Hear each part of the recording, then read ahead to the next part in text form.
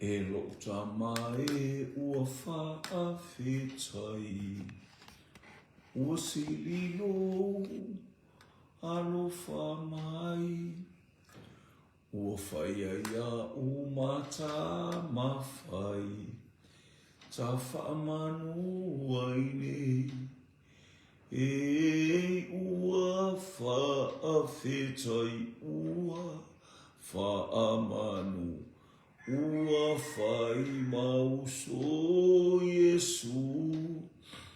E ola iau e whaapapau.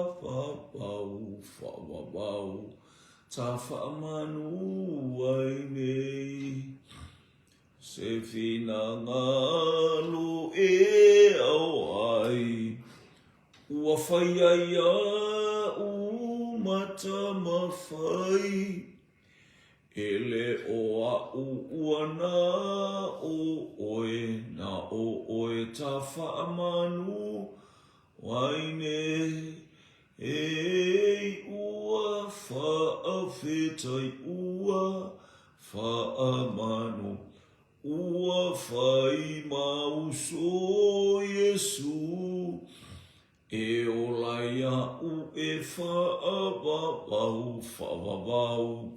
Ta whaamanu aine. Lenei ta le toi whewhe ai. Aina walo whaia te oe. Mawala au e lo uta mai. Ta whaamanu aine. E ua whaawhetai ua whaamanu. Ua whai mauso Yesu. E ola iau e whaavavau. Ta whaamanu aine. Whiwhia matu roto nei vaenga o le whiawhi ta mawha fo e vi inga i ate oe. Ina ia pale oe, ia la ei oe, ia whia oe vi inga u tangata. Whapopo atu ma mato pe senga mo mato leo lele i. Whamanu lo sua whapa ia e whawau. Malu masiri siri ese lava oe o le atua mamana. Hallelujah ma le atua whaiba. Benga mato mala au. Tu mau ia te oe lo lawa vi inga nei a whiawhia oe le whawau. Lava nei mato tutu atu i utafutafta man po kalamela u whanau. Mala au fo i le mana o le nganga pa ia whia mai tau tuarua mai batou. Ine a whawhai mo fie le li o na wina lau sa wale so se a aima so se nu. I so se tasi nga te mua matalia fia. E vi i a ele suafa ma malu oe le atua le tamaa. Le atua le alo le atua le nganga pa ia whatasi maia. Tata umala u fio na o Yesu. Amene. Ia. Ia le atua le vai mo le fiafi. Patalo fato ile. Hallelujah sio tata wainga. Ile. Fai ona mo mai nei vai mo le fiafi. Ia o tata por kalame o le tau langa fiafi. Malu fo le fiafi. Tata fai tau langa lea so stai le fiafi. Tata te ona me le me sisila fai o tata to mai ate tata. Ia pese ai o tātou unanga mo tātou alalanga. Ia te ia o le papa o tātou wola. Fia o tātou loto i mea umala mo umale malosi ma le whaamalolonga. Hallelujah ia umwhai o tātou mo wala nei vaenga o le aso i oli ma le fia. Hallelujah, praise God. Hallelujah, ngata mai tātou por kala mea nafi ili ana tau peonu fai pasuri masana tatu fai tau ina o va aile no i va venga va aita ngata i va venga hano no i fai e Yesu tau fai ro tangata la to te pu e Yesu abe Yesu fai mo la to tup ia elo le fina ngalo leo le atua elo le taimi le tu la i mai Yesu o ia o le tupu. Hallelujah pe o tatu lo o Yesu o le tupu mo ilo na fana o mai. Se ia o ana ngā luenga o whaatino o i o le tupu. Le tupu e au ona. Le tupu e ngā lue. Ia mea umala hallelujah na whaia ia. Ina ia whaali mai ia te taso. Le polo kalame e au fo i ona tātou whaatino ina. O le maila o le afiafi. o le aole au malanga le Kapernaum ia. O fiu Yesu e Yesu. Isi Yesu. Matu le fo o Yesu o le teimi. Hallelujah. O umon faile la uma Yesu e tau ana fina ngalo Yesu e tu ule upo le atua le test. E tu ule upo le atua ia ba aipo o maua mai se mea ngai le upo le atua po ta ofi le upo le atua ia hallelujah po le atu langa o iei le upo le atua po maua mai sa mea ngai le upo le atua i se le mana ia le o le afiafi o ai o tu le au so tu li oso i wafa mai o ai fo i le ba ona la to ole Kapernaum i le tasi tu ole vai o po uli fo i ele i mali watu i atu lava Yesu i atu ilato you praise God hallelujah la umana o Yesu e ona lato le foi po la me la foi Yesu i ua so fo i le vai lu so le vasa hallelujah ile matani ma angi tele wangi tele matau le lao i le samilia hallelujah te foi asina foi ngata tele e pero tu fez fina tate no so le vai tu loto ai no so we pe ya samit fa fatti mai na e te le fo i le ti ja e fina no fa mtala vai le ai pe le tau po pe le tau po i o ia pe ka vai le late for angi Salt Lake City pe va tilo tu isi tu pa pe na i Australia se vai ka ke fakusa ia te le mau vai praise God ia vi ia le tu ole vai na le vai te le vai so ole la ia ole ta walo ia le foi ia va ne ia pe po to inga fa fa kulula fa pe o ba monono vi ia le tu pe ole telefoni ole vai nu pe ina ia fa pe na la tu ma va ne ile va aya praise God ma maule mele ata walo e o so matangi ua ta walo i lato pe se fulu lima ile tolus fulu setati ona i loa atu lea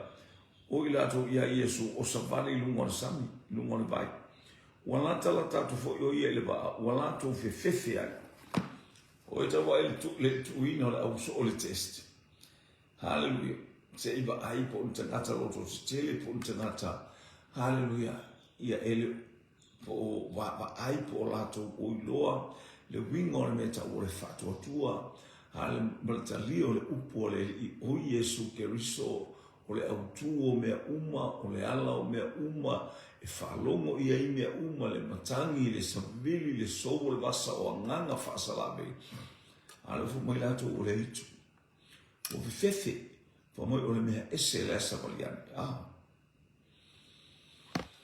o fefefe la mo fefe fa to au nei ala upo le atua ale lo fefe na faiva venga Yesu ai fo o ka tangata na fafanga Yesu ai tilo i ai le motu o tangata ai mo se la uso ale ale le wa o i teimi wa sabali anu tangata mo au fefefe la uso ia fa pena fitato wa e te vitato te fefefe ai uma ina la uma upo le tua una tato no mio le tua ia la tua oso mo si fala bela ai na pe ia tato tai dua tonga mo sta tai lima se lau io o te fefe te va oso fe a mo ia na lima se lau te popoli o te popoli saudia ele tua pe ai tu uma ile tua fe so ni tau ia tama pe so me fala bela pe o ai no fu ina me fai o la fu te me fala fa tamaro fa mo ile ai no so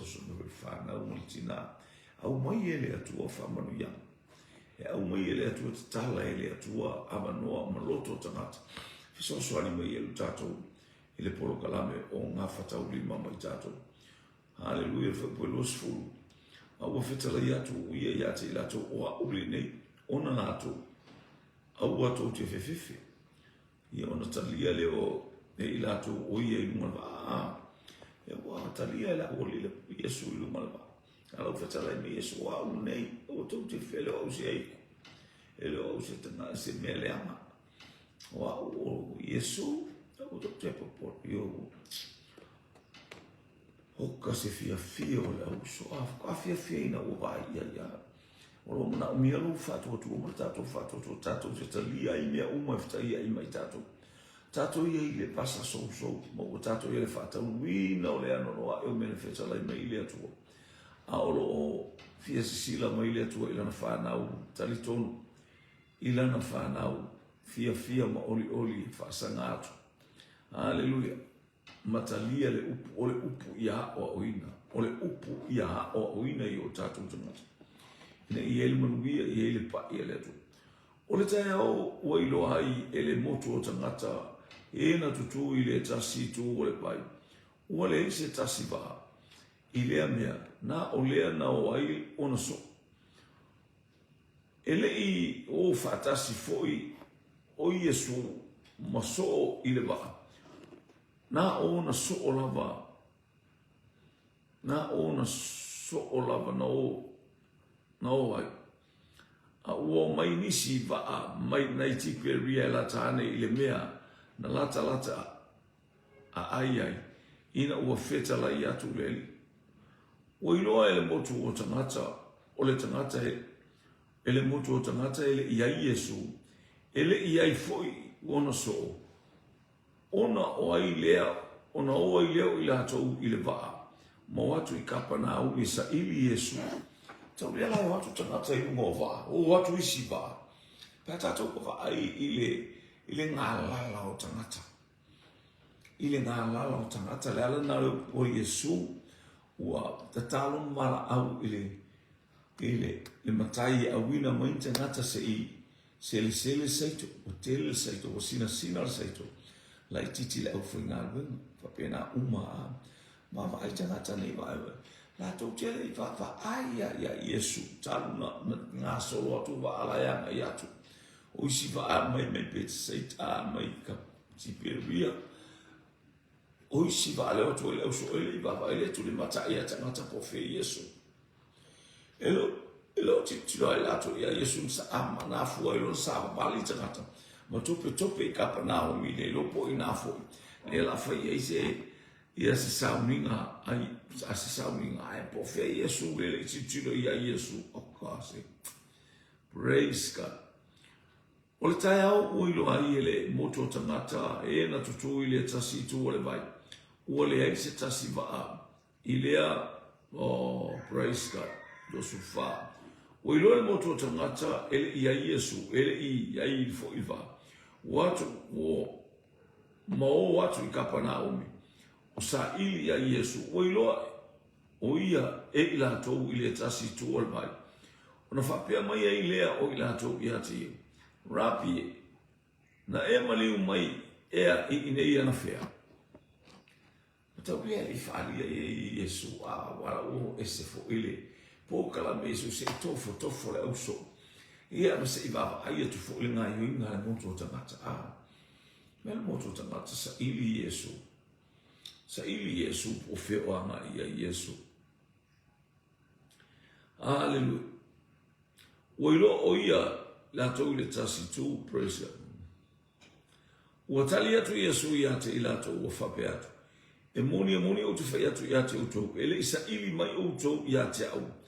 A wana na outou wa ai I whailonga. Ai peitai ua outou wa ai a reto ma outou ma ona I longa winga whama Yesu ele o kokele o mai se isero. Kokele o mai se kako sa winga. Kokele o mai se kako whaola ola ngā nganga. Ai tau ti o mai o mea ai. Lo wainga. E ye tusia a Paulo na wala awa ia Filipi. Tele o tangata ua atua I lato I o lato manapa. Tangata I o atua tala I atu. Na o tangata fia ai. Na o atua su e mea o ngā. E atua I le manapa. O lo lato malaia matua o I lea mea. O lo lato atua o le manapa. E atua I lato I le manapa. Tala na Paulo nfa I a Filipi. Hallelujah ilo whatataula I a Filipi le tautala ngā ala e whatatau I a te I lato. Hallelujah, o Yesu e mea o ngā I le whina ngalo le atu. Mai Paulo nisi lato te whaia ma le whaamaoni ngā lue ngā le atu. O nisi ele ai. Su e a mea le tangata lato rio. mana ia la fionga le tō tātou whalongo ia. Ko mai Yesu walan tō mai tō tele o mai ono whailonga no tō wa ia. Ai tō teo mai ono o mea ai sau tō wa ai ai. O isina e tāta a mole ar tangata o nā tāta ai leise mea. Ni ia leli. Praise Aua tō te ngā rue i mea ai e pala. A o mea ai e tō maui le ola e whaavau. E fua ina atu i ate o tō ele atali i o tangata. Awa o whaali tino ina mai o ia e le atua le tama. Ioi au tō mai lo tātou tantonu o le mea ai ola lea. O le mānai lea nā rui fō mai le langi. Lea o tātou o mai a ai. Ia leli. Ai aua tō te o mai tō te sua su e mea ai. Ai o tō mai ma le tantonu. Tō te o mai e fia ai le a fionga pa. Ia le atu e fia ai le upua le atu. Ona whapea mai e leo i lato i atia. Se a se mea. Mātou te whaia ina ia mātou ngā lue i ngā lue ngā le atua. Mātou mea la whai. Ia vi ia leli. Ia suele e babe atu se porkalame ia leli. Tu ule ava no se ia onga i tangata se mata i tangata se i vapa ai i tangata. Ia wane i eva veita babe atu tangata o lai ngai. Ia ilis tangata ia oa o ngofia, ia ilis tangata ia oa o ngata. Ia ilis tangata e slow learner. Ai wane i whaiwa mea tātou te ita i ona whapea mai lea o i lātou ia te seale me mātou te whaia. Ina ia mātou ngā lue ngā lea tō o tari atu i esu o whapea atu ia te i lātou o le nei. Le ngā lue ngā lea tō i outou whaa. Tua ia te ia ua awina mai o ia. Ona whapea mai lea o i lātou ia te ia. Se a se whailonga i te whaia. Mātou te wā ai atu i ai. Ona whaatua ma whaatua ai ia te oi. Hallelujah, se a se ngā ruenga e te whaia. Se a se ngā ruenga e te whaia. Mātou te whaatua atu ia te oi. Sole, kua mai le mau mfuwapenga ngāla ngau mai le mea mau sawa Yesu. O kurikuri ngau le ai. Tau mai o le mea le sao mai le sipito le bai. Hasa papa ai e whanga ina o i lātou o baku ma le luas furuafe. Hallelujah, o mo le luas furuafe sumo kupuafe le tele o le tangata le na whanga. Na o le 5 a reto mai ai lua lau. Ai se furu lua ato tutum. Se furu lua ato mea aina totoi. Ni ia lele, mai Yesu o le wha mau. Wa ai ia mea te tele. O ka le fesili Yesi tato tutu me pia. Praise God.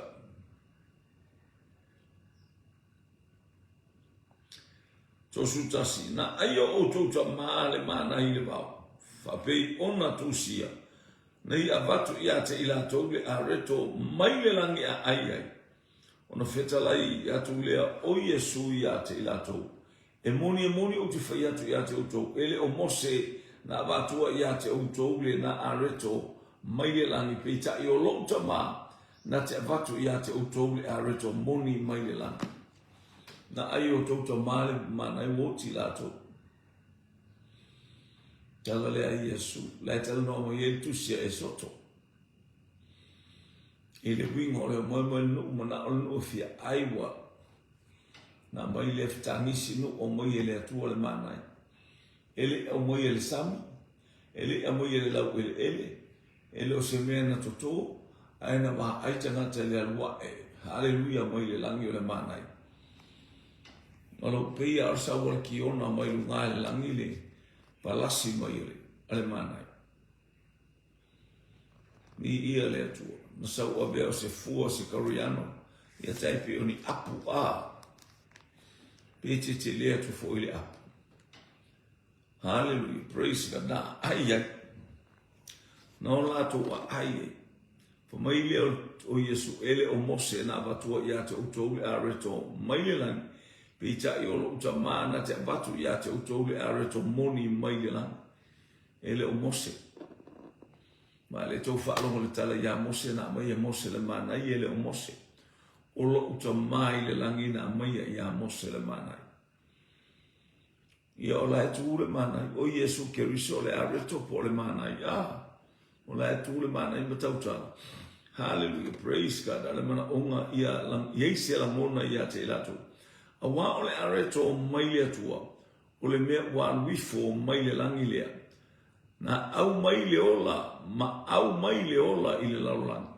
Na maile areto maile langi a ai ina ia ola ai fa'aleanga. Ole mea fa'aleanga le mele. Ia pe fu tato ai le tino ke riso le upo le atua. Le tato te whaia ele whamantunga ile areto ma le waina. Le upo le atua le areto le tato te ai eka. Eke ai kei miu.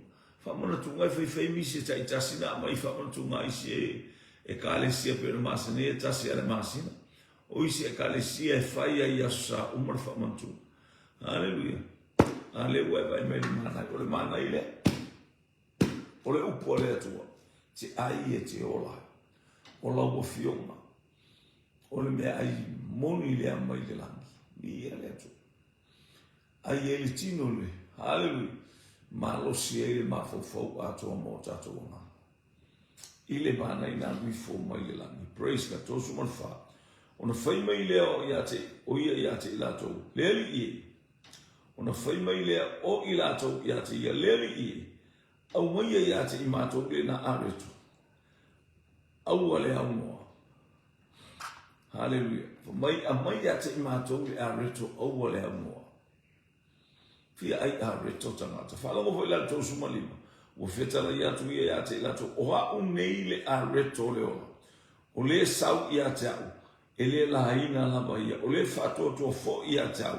E le to e fia inu lava ia. Ne tau no ia suso tangata e talia. Talia o e whai mali I ma whaola I lona o langa. E le laina e le fia ai. Aia. Aia maua e ia le whaamanu ianga. Le areto le tate anu mafo le areto I te miu. Tate ai ma ta whinu ai. Hallelujah. Mai ta vita te ulu loto la ua fionga ne I o mga sala I ate. Tu ule a fionga le atua I loto mo tato. Mo tato. Mai Yesu to sumalima. O fetala iatu Yesu iate. O a unei le areto le ola. Ele ngata ina e ai le areto le aiola I to tonu iate. O le upua le atua. E whaamanatu mai mea le lei e whaamanatu mai le sisi ese whaamanatu mai le anga ngata o le malo le atua. E te soifua ma ta ola o le langi ma le ola e whaawau. Vi ia leli. Tosu ono. A uofa iatu iate outou. O outou waba ai mai iate au. Ai tou te lei whaatotua mai lama. Ia le tato te taltal noa. Tau o mai tuli mai au le o mai kapana o minei. Aia. Ai le ima sisi outou o whaatotua e ofo le au so. E ofo le au apostola o lia mauti o mai le ma. Ai loa le lei Yesu. Ele o te ua se nei le loto. Te lo oi pe ale le nganga. Te lo pe ale se nganga pa. E to e afe e te ua se meo le fionga pa. Ia le atua I lo loto. Na le upu e te whalongolongo ai. Whai mau mea whalongolongo. Ai ale ai le nganga pa ia nga ke tau fia. Na te whasusuina. Na te stoa ina. Ma whatulanga le upu ale atua I tonu o tātou loto. Tātou te mana malama a ai atua I nei a fiafi. Tai awa enas le aso ato al whai umone nei masina ma aso umolo wolanga. E whaatau manuia ma whaatau le lei. E iai le manuia I le upua le atua I te ni umolo tātou kula. Vi ia le li. E le lei le atua, praise God. Yeah? So suman fitu. O I lato uma o fo ina mai ia te au il tamaa. E o mai I lato ia tau. O ia fo ia sau ia tau. O te le tu lia lava I fafu. A whala mole wa si I tala Yesu sos tangata o mai il tama ia tau. Manuia lo na ola. Sos tangata na te talia ia upu ia o te whaitu ai. Matali tonu ia wale kari kongu lau. O le tali tonu na ia ia le nganga wha mawalunga leo iuta ia e fio mai lo lato misia I la. tingana ta watu o le atali o tavita o tavita e awina mo ye misia ele sa tavita I silangi o tavita o tangata o le lololangi whanau mo ye ia tavita le mai tavita o fumai le wali le li I lo wali o te whaia me umama me tu ua I le lo fio ao se lau sfulu tusia salamo la tala noa mai ye tavita I lam talnoa Hallelujah, winga ilona hatali o Yesu Keriso. Praise God. Tele tulia I faforta ngata sauya. Hallelujah, so sisi ya Yesu. Walu leola. Walu I whaamanu yama. Ma Yesu o tele tulia la baifafu. O tele tulia la baifafu. Aya. Whamanuia, mamanuia I pia I ia leli. O le ni fo I le fina ngalo le tama, o le wa awina mai au tau sumareiwa, ia le maula se tasi o ia fo ina mai ia te au. Ia outu e whatuina o ia I le aso ngātanga. Eleisi se le iloa. Hallelujah. So stangata sau ia Yesu talia Yesu ilona loto. E iai whaamanu yanga le atua. Pumai na te le tulia. Na te toe whaatuina o ia I le aso o ngātaanga. I ia leli. Praise God. Oka. Fast food o le neifoi. Le fina ngalo le wawina mai au. Ia maua le ola e whaavau. E lato uma o e baha ai le atani I. Ma whaatuatua ia te ia. O te toe whaatuina fo I la tau I le aso ngātā. So stanga tole winga leo le talitonu I le talitonu I a Yesu. Male atua na awina ma Yesu Keriso. Ale talitonu sisi I a Yesu. Ele talitonu fo I le atua. E matua au noa fo I male tuspa I e whenginga tua I e mala malama ai. Na arpa wale o le ingoa mose, o le ingoa mose, o le ingoa mose. Na tuu le ato kome, mose lale na fasiotia tangata sola ese ma aiku pito. Aru imitiana fa ielo na to rua wa aile la au tartala le uto e fo imai ina ufatonu ele atua e fo imai. O ia, o le whaola tanga mo tangata Israel, na te au moia le nuku o le atua. O wale me whaola moa. A o tua atu o tātou wa ai mau I le tatala ina I le atua o ana whamuianga I le ngā whio mapai. E lasi. E le mawhaita ulia. Praise God. Le whaalongo fo tue whaalongo ai. O le nei fo I le whina ngaro o le na awina mai au. Ia maua le ola e whaavavau e lātou uma o e wa ai I le atali.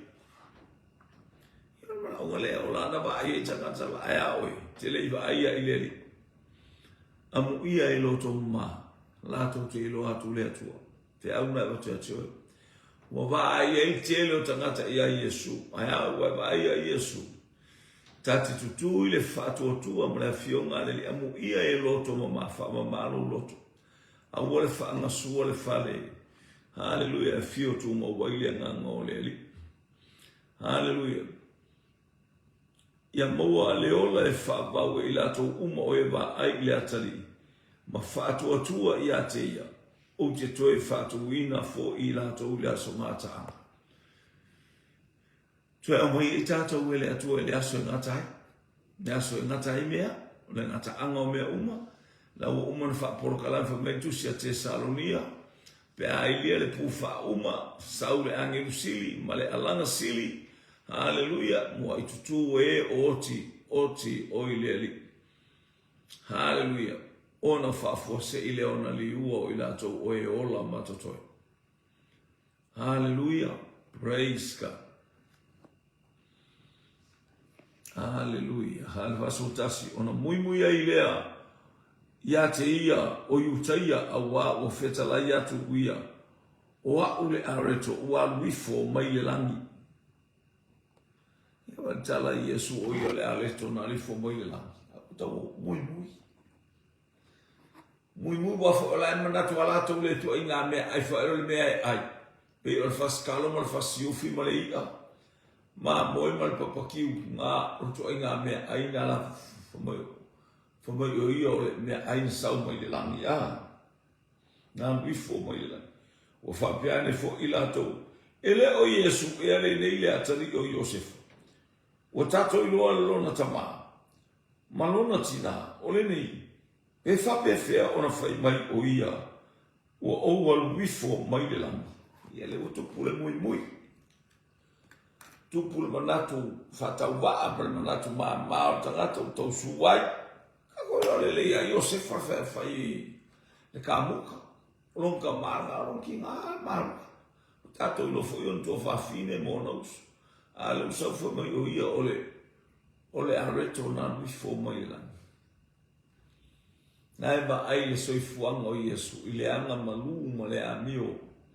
O le whatauina o lana tautala na tautala i bi ia le e tautala ma le alofa i ate i lato. A ofu i tautala e whatonu a le mea la e. Fai e le au forsaio ma le au tusiu, ma i la tuta ngata a mio le ama. A pe whatonunga nei ta upu e losu martolu o tusi a mata i o. Praise God, o tau forsaio ma le au tusi upu, o tau na nāle malo le langi i e ui atu i ai. Hallelujah. Fai o tau lava ma nei mata muwhepe o kunga mau o keu winga ai au kongu ngā po ngā iwi ngā opo ngā iwi a ngamu le angalai ai ka whaalongo i e tala le teimel whaatonu le upo le atu. Hau fo i tala noe le wingam, hallelujah, tau fai au mai ai le loto i le tala no au nei o le areto na wifo mai le lang.